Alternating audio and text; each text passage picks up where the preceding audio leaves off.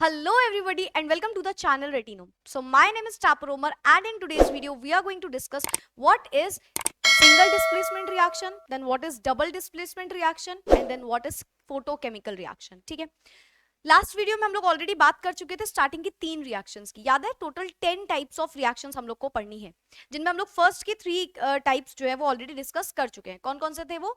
Number 1 था हमारा decomposition reaction. Number 1 पे था combination then decomposition you can say. ठीक है, सो हम लोग कॉम्बिनेशन रिएक्शन ऑलरेडी कवर कर चुके हैं और हम लोगों ने डीकंपोजिशन रिएक्शन ऑलरेडी कवर कर लिए. And third type of reaction थी हमारी इलेक्ट्रोलिटिक रिएक्शन. ठीक है, अगर आपने वो वीडियो नहीं देखा है तो वो जरूर से देख लेना.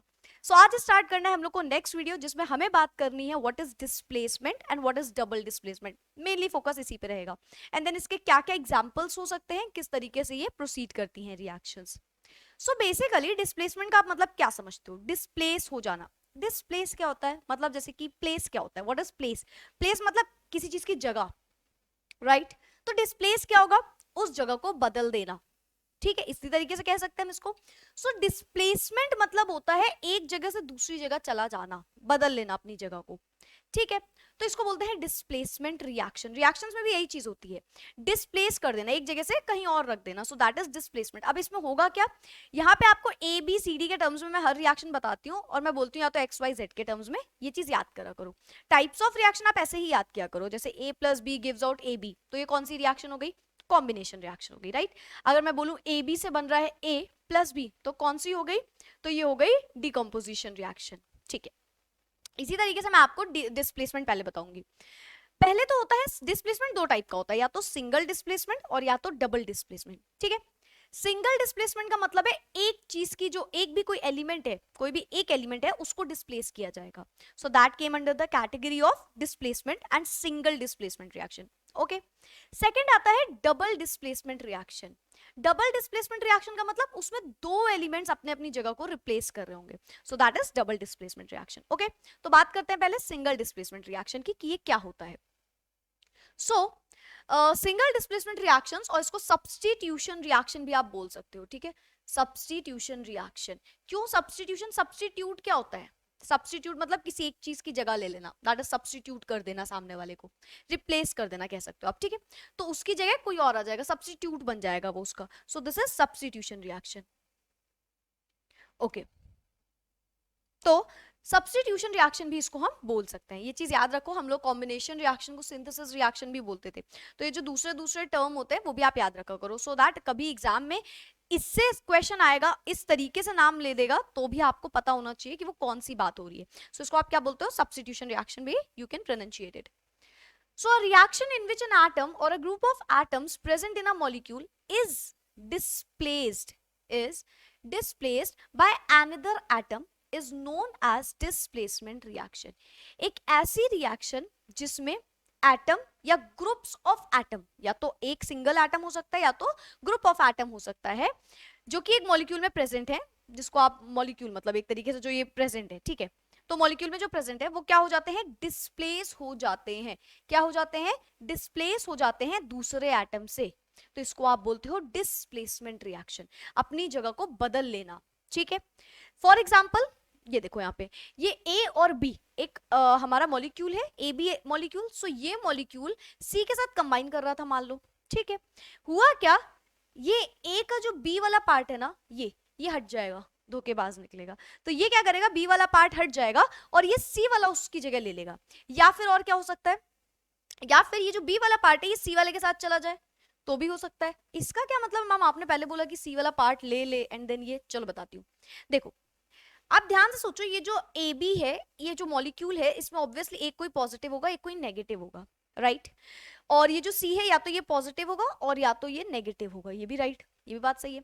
तो ये पॉजिटिव अगर हुआ तो ये नेगेटिव के साथ जाएगा, और अगर ये नेगेटिव हुआ तो ये पॉजिटिव के साथ जाएगा. तो इसीलिए मैंने ये बात बोल दी. ठीक है, रिएक्शन करोगे आप अपने आप समझ जाओगे इसको. चलो फिलहाल, सो बेसिकली ए बी से क्या बना? ए अलग हो गया और बी और सी एक अपना मॉलिक्यूल बना लिया उसने. ठीक है।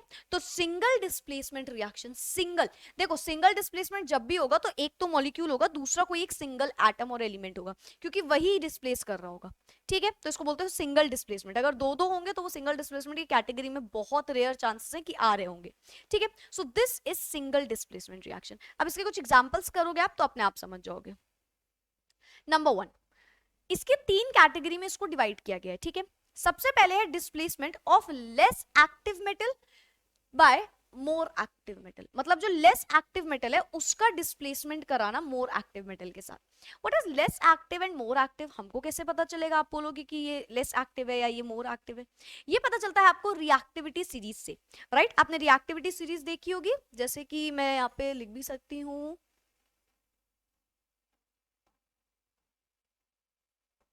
Zn iron and so on. ठीक है, ऐसे जाती है। तो यहाँ पे आप बल्कि इसको आप ऐसे लिख लो, क्योंकि ये ऐसे लिखा जाता है Ca and Na। ठीक है, ICSE में इसको ऑपोजिट भी लिखते हैं कई जगह। चलो खैर, यहाँ पे इस तरीके से होता है रिएक्टिविटी हमारी सीरीज। तो पूरी लिख दूं क्या मैं? लिख देती हूँ।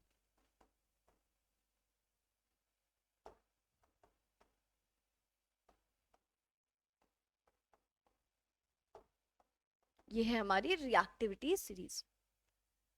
क्या क्या है इसमें मैं ये भी बता देती हूँ आपको। This is potassium, calcium, sodium, magnesium, aluminium, zinc, iron, lead, hydrogen, copper, silver, sorry silver बोल दिया इसको, just a second, hydrogen, mercury, silver, platinum, gold. हाँ ठीक है, so this is Hg। Okay, I thought this is Mg, that is why I said कि 2 बार Mg कैसे आ गया। चलो दिस इज Hg। ठीक है, सो बेसिकली ये आपकी रिएक्टिविटी सीरीज है। अब देखो इसमें हाइड्रोजन के ऊपर वाले जो एलिमेंट्स हैं ये होते हैं more reactive, these are more reactive elements. ठीक है, और ये जो इसके नीचे आते हैं elements, these are less reactive.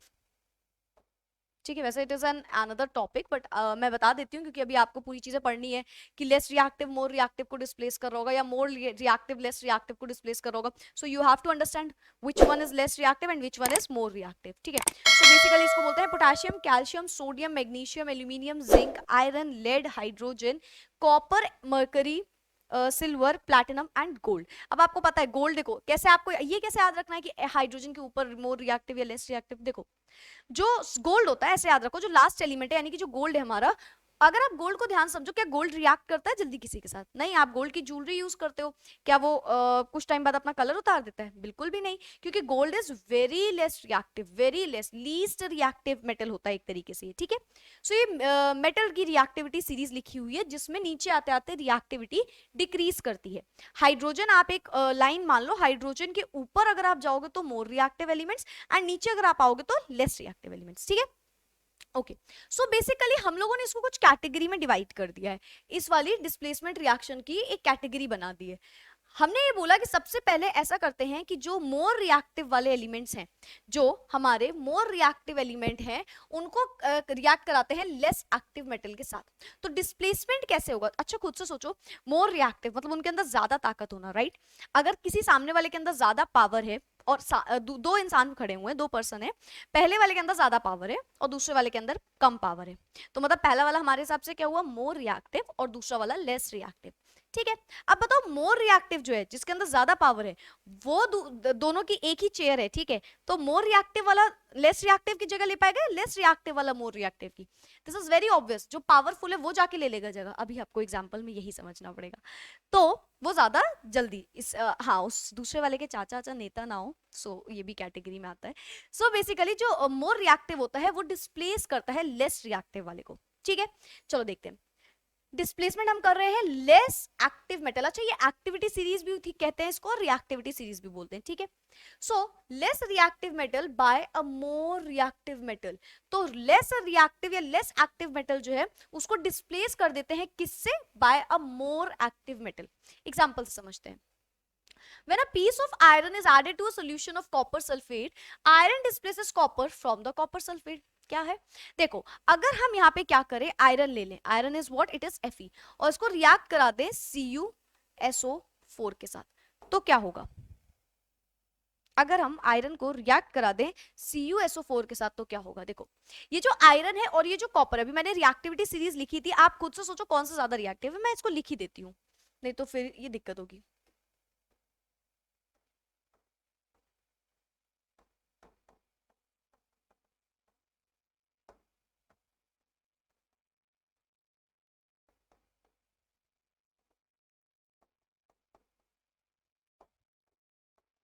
ठीक है, चलो तो ये हमारी रिएक्टिविटी सीरीज मैंने लिख दी है, एक्टिविटी सीरीज बोलो चाहे रिएक्टिविटी सीरीज बोलो।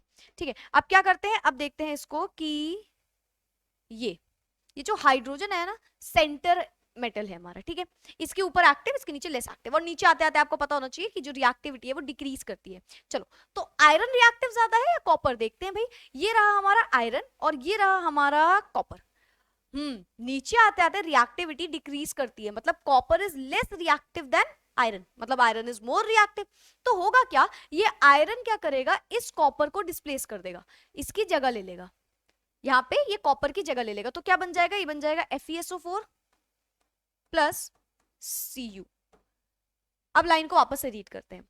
When a piece of iron is added to a solution of copper sulfate, एक piece of iron लिया, इसको रिएक्ट कराया कॉपर सल्फेट के साथ, iron displaces copper from copper sulphate. Iron ने क्या किया, कॉपर को डिस्प्लेस कर दिया, उसकी जगह ले ली, कहां से, कॉपर सल्फेट से, कॉपर सल्फेट को हटा के खुद अपनी जगह उसने ले ली। ठीक है, इस तरीके से द ब्लू, अब देखो ये जो कॉपर सल्फेट की जगह इसने ली है, ये कॉपर सल्फेट एक्चुअली में it is of blue colour, this is of blue colour. Actually copper का जो कलर होता है वो ब्लू होता है, ऐसे समझो, तो कॉपर का ब्लू कलर होता है, तो ये जो कॉपर सल्फेट है इसका पूरा सॉल्यूशन का कलर भी ब्लू हो जाता है। अब क्योंकि आयरन ने आके कॉपर सल्फेट की जगह ले ली, और आयरन जो है वो ग्रीन कलर का है क्योंकि यहाँ पे Fe2+ वाला आयरन है, Fe2+ आयरन ग्रीन कलर का होता है, तो उसने क्योंकि इसकी जगह ले ली, तो that is the reason, this is why ये जो बन के आया ये किस कलर का हो गया हमारा, स्लाइटली ग्रीन कलर का हो गया। किस कलर का हो गया, स्लाइटली ग्रीन कलर का हो गया। ठीक है, तो the blue colour of copper sulfate solution disappears due to the formation of FeSO4 which is light green in color। क्योंकि ये पहले ब्लू कलर का था, this is of blue colour initially, ठीक है, क्योंकि कॉपर था इसमें, कॉपर भी ब्लू कलर का होता है, कॉपर ही ब्लू कलर का होता है, भी नहीं होगा, तो कॉपर ब्लू कलर का होता है, सल्फेट का कोई कलर नहीं होता, तो जब इसका सॉल्यूशन देखते हैं तो CuSO4 is of blue colour. लेकिन क्योंकि आयरन ने डिस्प्लेस कर दिया and iron is of green colour, तो जो फाइनल सॉल्यूशन बना वो किस कलर का बन के आया, ग्रीन कलर का बन के आया। और reddish coating of copper metal is deposited on the surface of the iron metal, एक रेडिश कोटिंग हो गई आयरन मेटल के पास पे। ठीक है, this displacement reaction occurs because iron is more reactive than copper. कोई पूछे ये क्यों हो रही है, क्या ये हमेशा होती है? अगर आप इसकी प्लेस चेंज कर दो, फॉर एग्जाम्पल आप बोलो Cu प्लस FeSO4, तो अब मैम क्या होगा, तो कुछ लोग कहेंगे Cu आके यहाँ लग जाएगा और ये बन जाएगा CuSO4 प्लस Fe, पर ये रिएक्शन गलत है, ये रिएक्शन नहीं होगी। क्यों? क्योंकि हमें पता है आयरन जो है वो मोर रिएक्टिव है, या मोर एक्टिव आप बोल लो, और जो हमारा कॉपर है वो लेस एक्टिव है, तो यानी कि इसके अंदर इतनी पावर ही नहीं है कि ये इसको डिस्प्लेस कर पाए, इसके अंदर ये पावर नहीं है कि ये आयरन को डिस्प्लेस कर पाए, तो इसी वजह से कॉपर क्योंकि लेस रिएक्टिव होता है, so that is the reason जो आयरन है वो उसको डिस्प्लेस कर देता है। ठीक है, और दुनिया पूरी आप सब गवाह होंगे, जो भी ताकतवर इंसान होता है वही एक कमजोर इंसान को हटाता है, राइट, ऑब्वियसली इतने गट्स होने चाहिए ना कि कमजोर वाले को हटा पाए, तो उसके लिए पावरफुल चाहिए होगा, तो एक्टिव ही लेस एक्टिव को करेगा। ये मैं क्यों बार बार बोल रही हूँ, क्योंकि आपको इस तरीके से अगर पूछा जाएगा कभी इन फ्यूचर, कोई कंपटीशन वगैरह आप एग्जाम दोगे, तो आपको ये सब बहुत बेसिक बातें पता होनी चाहिए कि इस तरीके से रिएक्शंस जो होती हैं, अगर आपको ये चेक करना ही पड़ेगा कि, मतलब इन शॉर्ट बोलूं तो आपको चेक करना ही पड़ेगा कि उसमें जो एलिमेंट्स है वो कौन से हैं, मोर एक्टिव है लेस एक्टिव है, उनका क्योंकि बहुत ज्यादा इफेक्ट पड़ेगा आपकी रिएक्शन में। ठीक है, सो ये क्या था हमारा, ये था displacement of less active metal from या bye a more active metal, एक मोर एक्टिव वाले ने लेस एक्टिव वाले को डिस्प्लेस कर दिया। ठीक है, okay, next slide. Next example you can say, when a strip of copper is added to a solution of silver nitrate, silver is displaced in a copper। so इसको कैसे बोलोगे आप, देखो होगा क्या, यहाँ पे कॉपर है, अब इसको ऐड कर रहे हैं AgNO 3 के साथ, ठीक है। तो ये क्या बनाएगा, तो ये बना लेगा CuNO3 whole twice plus Ag. When a strip of copper is added to a solution of silver nitrate, silver is displaced by copper. अब किसको डिस्प्लेस कर दिया, सिल्वर को डिस्प्लेस कर दिया। किसने किया, कॉपर ने किया। क्यों कर रहा है आप समझ गए, चलो देखते हैं जल्दी से। हमारा सिल्वर कहां पे आ रहा है, यहां पे, और कॉपर कहां पे आ रहा है, यहां पे। मतलब अब जब कॉपर जिंक सॉरी आयरन के सामने था, जिंक भी हो सकता है, लेकिन जब कॉपर आयरन के सामने था तब वो उससे कमजोर पड़ रहा था। होता है ना, हर एक इंसान के सामने दूसरा इंसान जो है वो अलग होता है। मतलब एक पावरफुल तो दूसरा लेस पावरफुल, लेकिन वो लेस पावरफुल कहीं पे पावरफुल होगा और जो पावरफुल है वो कहीं पे लेस पावरफुल होगा। तो यहाँ पे यही चीज होती है। देखो आयरन, जब ये कॉपर आयरन के साथ था तब ये लेस पावरफुल था, तो हम ये नहीं कह सकते कि कॉपर हमेशा के लिए लेस पावरफुल हो गया उस टाइम पे, नहीं। उस टाइम पे कॉपर जो है वो आयरन से लेस रिएक्टिव था। लेकिन जब हम नीचे आए, अब हम नीचे आते जा रहे हैं, सिल्वर के पास आए, सिल्वर को हम कंपैरिजन नहीं कर सकते कॉपर से, because silver is less reactive than copper, ठीक है। तो यहाँ पे सिल्वर डिस्प्लेस होगा, कॉपर नहीं, ठीक है। तो देखो रिएक्शन में क्या हो रहा था, कॉपर और सिल्वर नाइट्रेट का सॉल्यूशन था, कॉपर था और सिल्वर नाइट्रेट सॉल्यूशन था, रिएक्ट कराया। हमने देखा कि ये जो कॉपर है ये आके सिल्वर के साथ लग गया, और सॉरी ये जो कॉपर है ये आके NO3 के साथ लग गया। अब मैं आपको एक बात बता रही थी, देखो ये पॉजिटिव होता है, ये नेगेटिव होता है, ये पॉजिटिव होता है, राइट। तो देखो ये पॉजिटिव वाला NO3 के पास जाएगा, Ag के पास मत ले आना, NO3 से मत कंपेयर कर देना, ठीक है। सो ये आके NO3 के पास लग गया, सो CuNO3 होल ट्वाइस बन गया और सिल्वर बन गया। तो इस तरीके से ये रिएक्शन हो रही थी, इसको बैलेंस कर लेना, यहाँ पे 2 लगेगा आई गेस, एंड यहाँ पे 2 लगेगा, ठीक है। तो ये रिएक्शन है, क्या हुआ यहाँ पे, हमने ये कॉपर की स्ट्रिप ली, इसको क्या किया, ऐड कर दिया एक सिल्वर नाइट्रेट के सॉल्यूशन में, तो वहां से क्या निकला, सिल्वर कॉपर जो है वो निकल के बाहर आ गया। Shining deposit of silver is seen on the copper strip. अब ये कॉपर की स्ट्रिप में थोड़ा थोड़ा सिल्वर कलर आ गया, शाइनी सिल्वर कलर डिपॉजिट हो गया, क्योंकि वो उसको डिस्प्लेस कर रहा था, ठीक है। This reaction occurs because the copper is more reactive than silver. अब यहाँ पे ये रिएक्शन क्यों हो रही है, इसका रीजन क्या है, क्योंकि कॉपर जो है वो मोर रिएक्टिव है सिल्वर से, ठीक है, इसी वजह से ये रिएक्शन हो रही है। अगर ये लेस रिएक्टिव होता तो ये रिएक्शन प्रोसीड ही नहीं करती। मतलब अगर हम इसकी प्लेस चेंज कर देते, Ag को वहां लिख देते और कॉपर को यहाँ लिख देते, वो रिएक्शन नहीं होती, गलत हो जाती। ओके नेक्स्ट, फर्स्ट कैटेगरी हो गई जिसमें लेस रिएक्टिव को डिस्प्लेस करा रहे थे मोर रिएक्टिव के साथ, मतलब मोर रिएक्टिव जगह ले रहा था लेस रिएक्टिव की। Displacement of less active non metal from its compounds. अब क्या करेंगे, लेस एक्टिव नॉन मेटल को लेंगे और उसके कंपाउंड से उसको हटाएंगे, ठीक है। जैसे for example when chlorine gas is pass through a solution of sodium bromide, sodium chloride and bromine are formed. तो चलो मैं इसको रिएक्शन के इसमें लिख देती हूँ। रिएक्शन वाज, अगर हम क्लोरीन गैस को ऐड कर रहे हैं किसके साथ, सोडियम ब्रोमाइड के साथ, NaBr के साथ, अगर हम Cl2 को ऐड कर ऐड कर रहे हैं सोडियम ब्रोमाइड के साथ, तो क्या होगा, तो भाई देख के पता चल रहा है आपको, Na है, Cl2 है और Br है, तो Na जो है वो Cl के साथ लग जाएगा जाके, प्लस Br ब्रोमीन गैस बाहर आ जाएगी, ठीक है। बैलेंस करना चाहो तो बैलेंस कर लेना, यहाँ पे 2 लगेगा, फिर उसके बाद यहाँ पे 2 लगेगा, ठीक है। ये रिएक्शन हो रही है। अब ये रिएक्शन कैसे हुई मैम, अभी तो आपने जो बातें बताई उसके अकॉर्डिंग क्लोरीन तो वहां पे था नहीं, नोटिस की ये बात की या नहीं, सच सच बताना। देखो क्लोरीन तो वहां पे था नहीं ना, वहां पे ब्रोमीन था, ऐसा क्यों, क्योंकि जो हमने पढ़ी थी बेटा वो एक्टिविटी सीरीज मेटल की थी, नॉन मेटल की अलग एक्टिविटी सीरीज होती है। यहाँ पे मैं लिख देती हूँ नॉन मेटल की,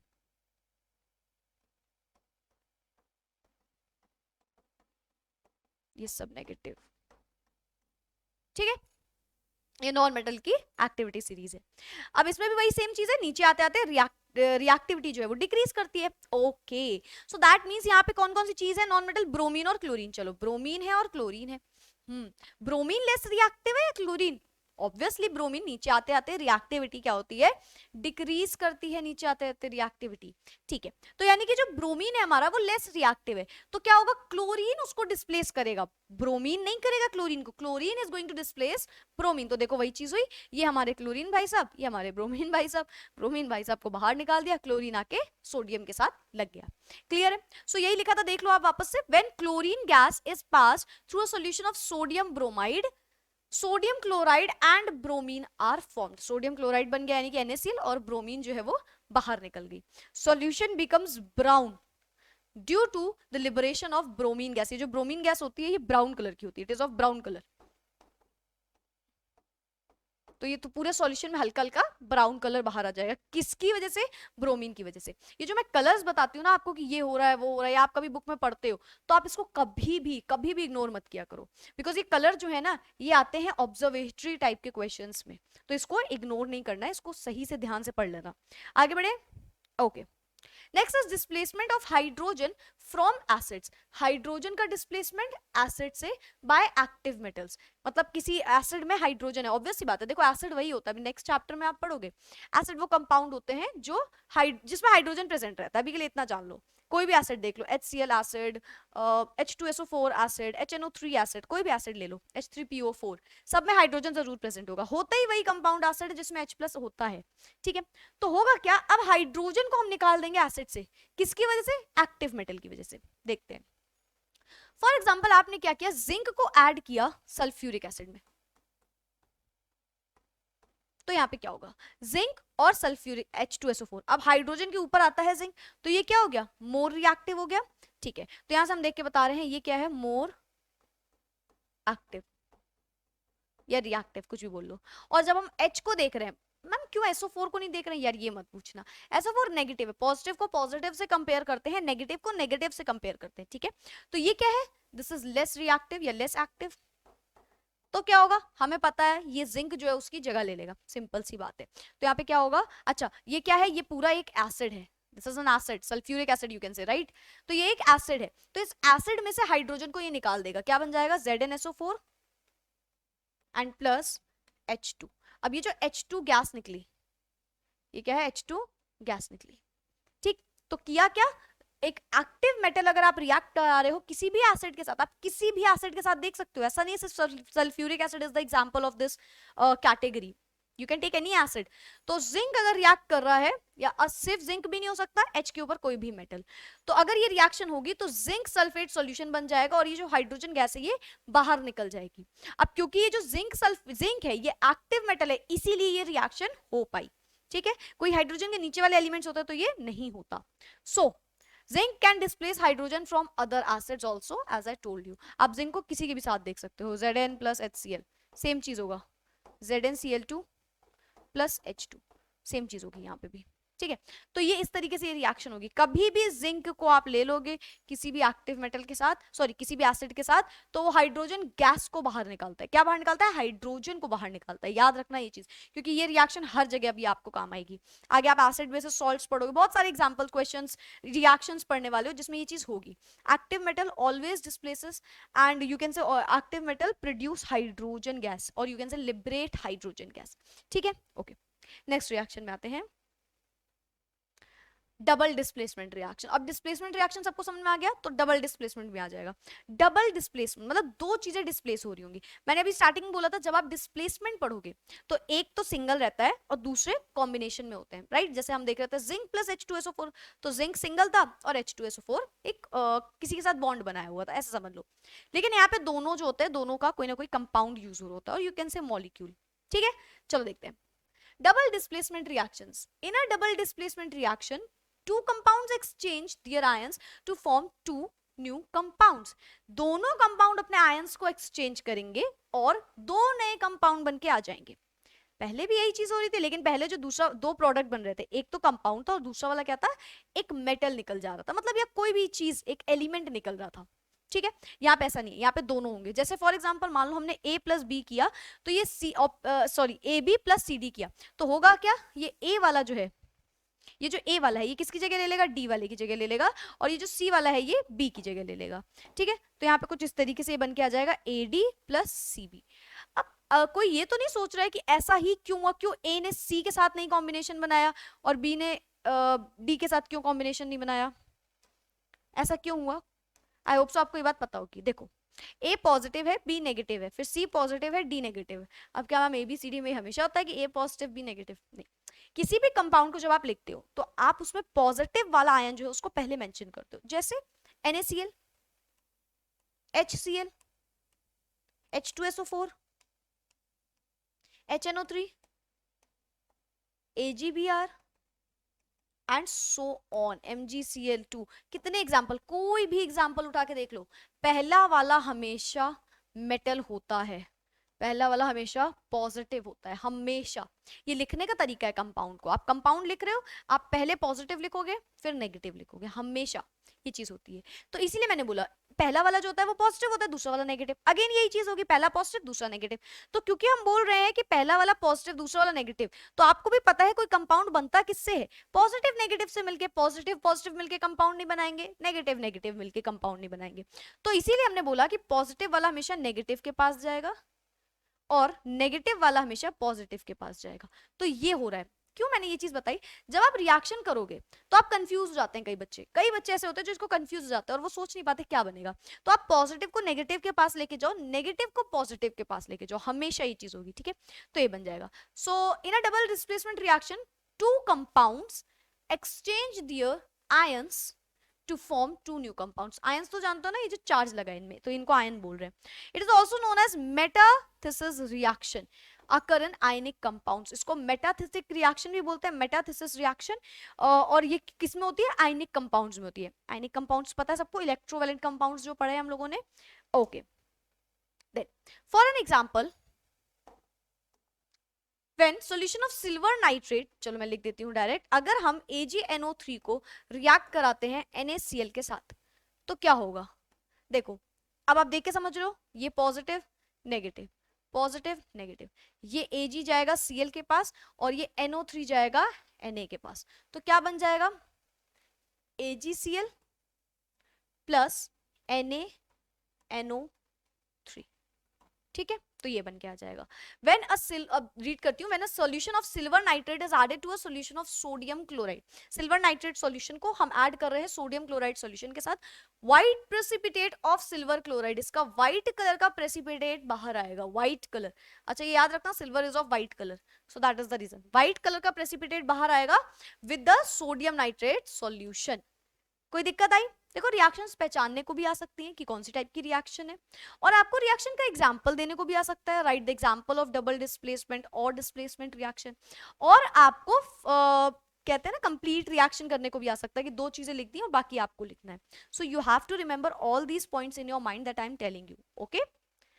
when a solution of barium chloride, अब हम लेते हैं BaCl2 सॉल्यूशन और इसको हम ऐड करेंगे Na2SO4 के साथ, तो ये क्या बना लेगा, देख के समझो, पॉजिटिव नेगेटिव पॉजिटिव नेगेटिव, क्या बनेगा BaSO4 और साथ में क्या बन जाएगा, Na बचा Cl बचा, सो NaCl बन गया। बताओ कोई दिक्कत। अब ये जो बेरियम सल्फेट बना है, this is also of white colour, it is an example of white colour, precipitate बन के आ गया, ठीक है। और ये किस कलर का प्रेसिपिटेट बन के आया, this is of white colour. बताओ कोई दिक्कत। मैं इसको अब इसको देखो, रीड करते हैं क्या लिखा है। When a solution of barium chloride is added to a solution of sodium sulphate, जब हमने बेरियम क्लोराइड सॉल्यूशन को रिएक्ट कराया सोडियम सल्फेट सॉल्यूशन के साथ, that time a white precipitate of barium sulphate is obtain. किस colour का precipitate निकल के आया, व्हाइट कलर का। देखो मैंने डाउनवर्ड एरो शो किया जहां जहां प्रेसिपिटेट है, रिमेंबर दिस, प्रेसिपिटेट लिखते टाइम डाउनवर्ड एरो शो होता है, ठीक है। सो व्हाइट कलर का प्रेसिपिटेट यहाँ पे निकल के आ गया, is obtained, sodium chloride formed is left in the solution। जो सोडियम क्लोराइड बन के आया वो रह गया। रिएक्शन चेक भी कर लेना, बैलेंस होनी चाहिए, इट इज नॉट बैलेंस्ड, यहाँ पे 2 लगेगा, right, now it is balanced, okay. So ये हमारी रिएक्शन हो गई। तो इस तरीके से हमने डबल डिस्प्लेसमेंट रिएक्शन भी पढ़ लिया। डबल डिस्प्लेसमेंट रिएक्शन में सिमिलरली डिस्प्लेसमेंट जो हमने पढ़ा उसी की तरह के काम हो रहे होते हैं, बस डबल टाइम वो चीज हो रही होती है। मतलब पहले सिंगल में एक टाइम एक एलिमेंट के साथ ये चीज होती है, और डबल में दोनों एलिमेंट्स, दोनों के साथ, दोनों कंपाउंड के दोनों एलिमेंट्स में ये चीज हो रही होती है। तो सिंगल डिस्प्लेसमेंट और डबल डिस्प्लेसमेंट इस तरीके से होता है, ठीक है। नेक्स्ट एग्जाम्पल देखते हैं। अगर आपने FeS को, आयरन सल्फेट को रिएक्ट कराया सल्फ्यूरिक एसिड के साथ, तो यहां पे क्या होगा, यहां पे ये हाइड्रोजन, देखो चलो ये देख लेते हैं, कुछ याद नहीं करना हमको, positive negative positive negative, hydrogen है, सल्फर है, आयरन है, सल्फेट है। Fe किसके पास जाएगा, नेगेटिव के पास, तो क्या बनेगा SO4 और क्या बनेगा, हाइड्रोजन और सल्फर मिल जाएंगे, H2S, ये बन के आ जाएगा।